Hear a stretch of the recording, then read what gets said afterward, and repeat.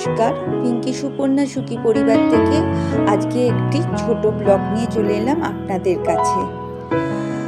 আজকে আমরা একটু বেরিয়েছি, তার আগে জিজ্ঞাসা করি আপনারা সবাই কেমন আছেন। আমরা মোটামুটি এই চলে যাচ্ছি এই পর্যন্ত। আজকে আমি আর মামুনি একটু বেলুড় মঠ গিয়েছিলাম। মন মেজাজটা তো খুব একটা ঠিক নেই, কিন্তু আগের থেকে অনেকটা মোটামুটি ঠিক হয়েছি। এখন আর খুব একটা কাঁদছি না। আর এইসব প্রিয় মানুষদের তো ভুলে থাকা যায় না, ভুলে যাওয়াও যায় না কোনো দিন। আর আমার পরিচিত যারা আছেন আমাকে অনেক বুঝিয়েছে, এই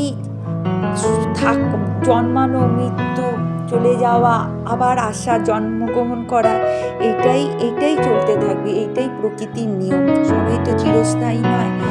আবার একজন বলেছে যে তার বাবা মা, ভাই বোন, দিদি কেউ কোথাও নেই, সে পৃথিবীতে একা। তাহলে সে কীভাবে জীবনে চলছে, কর্ম করতে হবে, এরকম সে অনেক কিছু বলল। ওনার কথাটা শুনে মনে অনেকটা শক্তি পেলাম।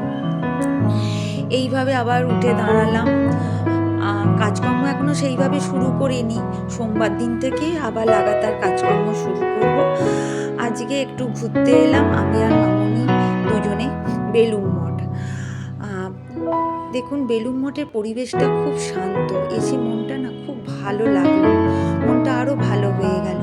আর ওই আমার যে পরিচিত বলছি, ওই পরিচিত উনি বললো আমি যদি এত কাঁদি বা এরকম চুপচাপ সবসময় বসে থাকি, কোনো কাজকর্ম না করি, যে প্রিয়জন চলে গেছে সেও ভালো থাকবে না। আমি যদি হাসি খুশি মনে আনন্দ করে থাকি, তাহলে সেও ভালো থাকবে, সুস্থ থাকবে। আমি তো ভগবানের কাছে সবসময় প্রার্থনা করি সে সুস্থ থাকুক, ভালো থাকুক, আর যেন কুকুর হয়ে না জন্মাক, যেন মানব জন্ম করে। এটা আমি সবসময় ভগবানের কাছে প্রার্থনা করি। দেখুন এখানটা কি সুন্দর পরিবেশটা, এসে খুব ভালো লাগছে জানেন।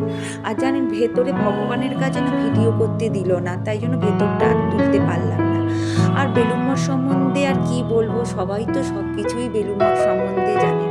আর বিকালবেলা হাওড়া স্টেশন থেকে 4:05 ট্রেন ছিল, সেই ট্রেনটা করে মামুনি আর আমি এসেছি।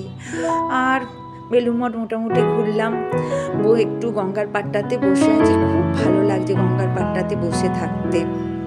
বসে আছি, এবার একটু পরেই বাড়ি চলে যাব। আর কি করব জানেন, আমি জানতাম না।